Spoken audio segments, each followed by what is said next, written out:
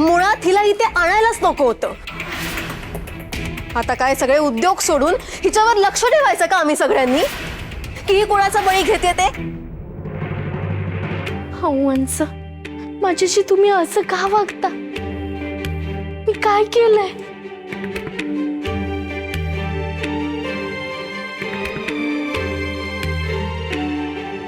मी घर कामात किंवा तुमच्या सेवेत कधी चुकलीये का?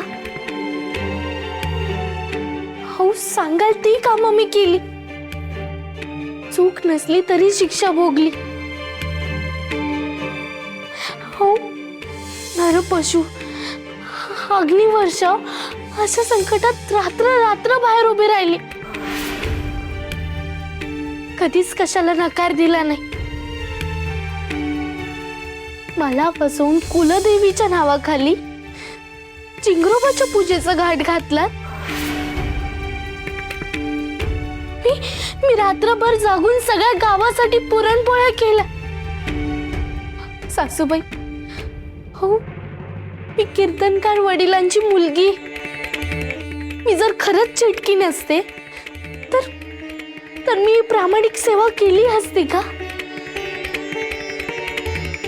हो मी मुलांना नाही पळवले, तरी मला पिंजऱ्यात बंद केलं, कात्याने ठोचलं मला, पण मुलांचा जीव वाचावा म्हणून मी हे सगळं सहन केलं।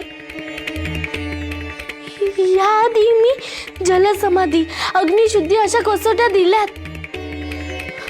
पण तुम्ही माझ्यावर कणभर तरी विश्वास ठेवा हो। मी केलेलं काहीच काढत नाही हो, मी फक्त माझं कर्तव्य केलंय। हो 2 मायेचे बोल तरी माझ्या नशिबात असू द्या। येता जाता फटकारायला पाय पुसलंय का हो? मला कमीत कमीत माणसासारखी तरी वागणूक द्या।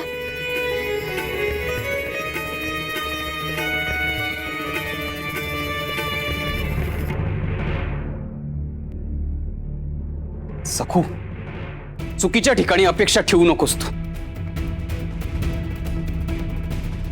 अगं यांच्या काळजात दगड आहेत, दगड, ज्याला कधीच पाझर फुटणार नाही। चल, खूप सहन केलंस ग तू। अगं इथे तुझी कोणी कोरडी विचारपूस सुद्धा करणार नाही। विश्रांती घे तू, जितकं बोलशील तितका तुलाच त्रास हो। चल,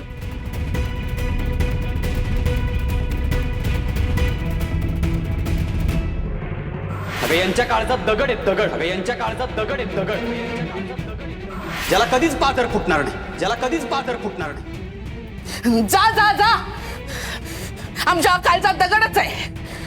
काय म्हणे तर यांच्या काळजात दगड आहे, दगड, हे ऐकण्यासाठीच याला जन्माला घातलं होतं। जा तू जा, आता तुम्ही कोणी काही बोलू नका।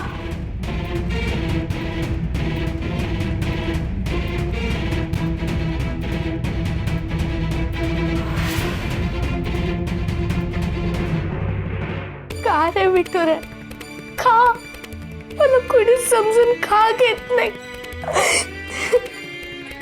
मी कुठे कमी पडते म्हणून मला समजून घेत नाहीत का रे?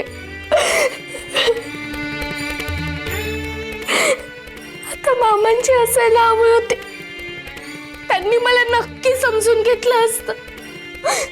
उलट त्यांनी माझी बाजू सगळ्यांना पटवून दिली असती। अहो माझी बाजू घेतात, पण जे मामांची करू शकले असते तसं होत नाही ना रे विठुरा। आम्ही एकटे पडलो, आता जर मामांची असते तर आम्ही असे एकटे नसतो पडलो।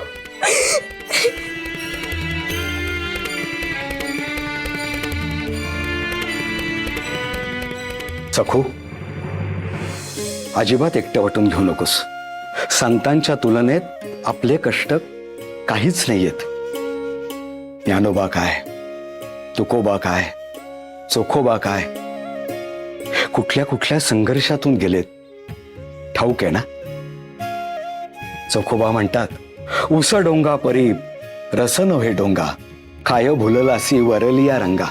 परिस्थिती कितीही वाकडी असली ना तरी आपलं अंतःकरण शुद्ध ठेवायला हवं.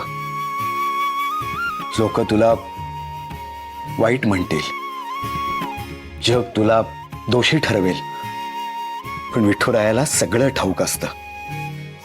आणि तुझ्यातला तो रस म्हणजे तुझी माया मी ओळखून आहे.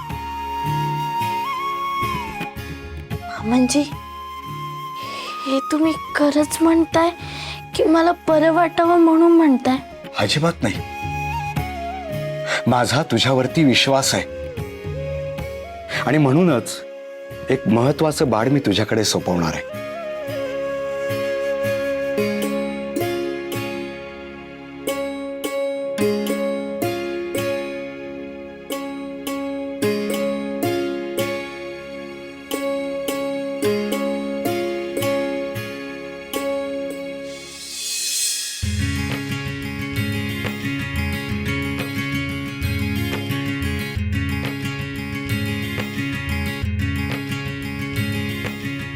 हे घे.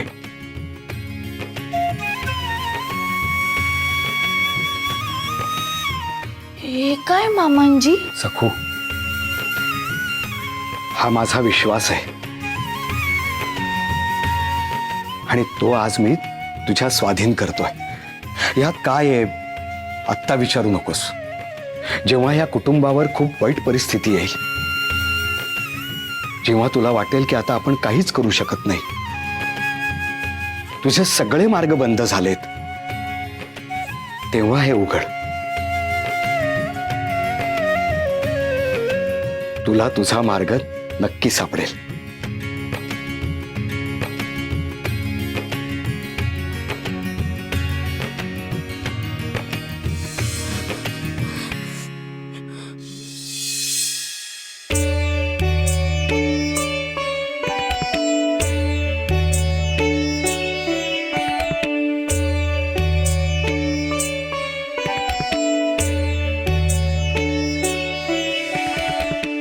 विठुरा, मामांजी म्हणाले होते जेव्हा काहीच मार्ग उरणार नाही तेव्हा हे उघड.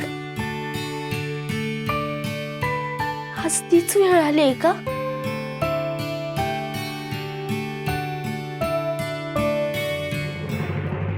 नाही नाही, अजून ती वेळ आली नाहीये. आता तर माझी लढण्याची वेळ.